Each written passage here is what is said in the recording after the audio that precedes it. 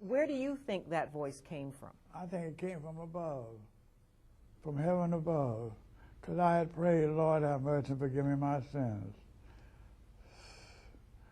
And just like that, the crowd, just everything stopped and the crowd parted. You could hear a pin drop. Before that, it was like in a ball game where the main player got up and hit a home run. There's so much cheering going on.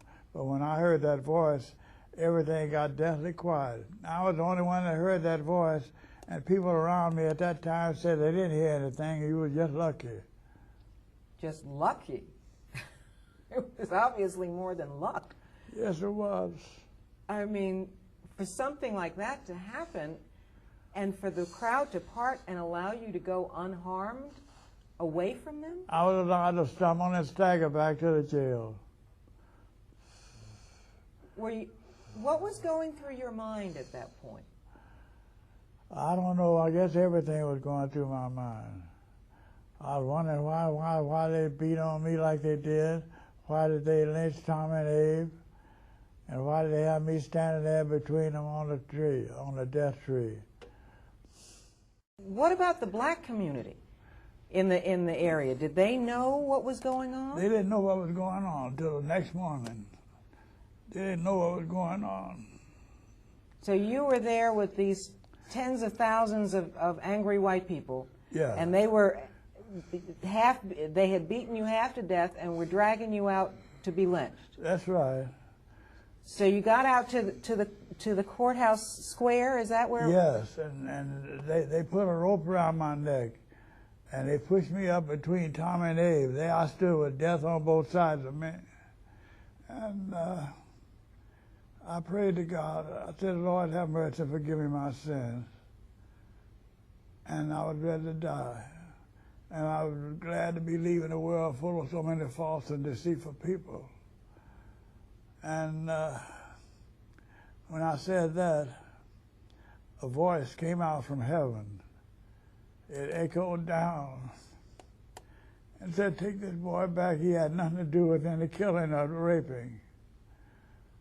And I was the only one that heard that voice. But yet the whole crowd obeyed. The hands that had been kind of rough and ready to kill became soft and kind and tender. And they took that rope off my neck, and they allowed me to stumble and stagger back to the jail.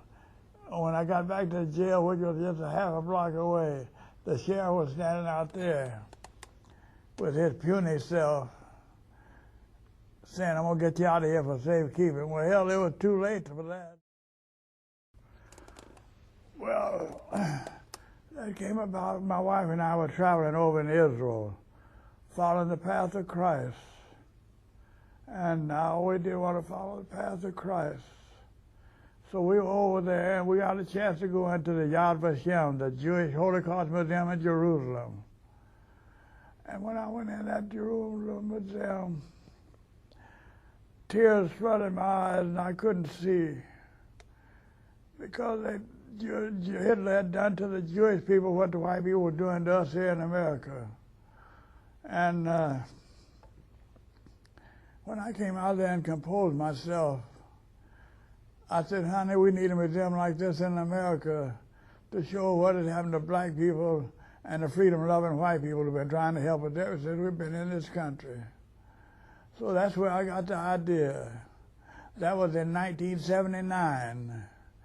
I kept on fooling around with the idea and trying to rent a place to put my material I had, and it took me 9 years before I was able to get a place. I opened my museum June 19th, on Juneteenth Day, 1988.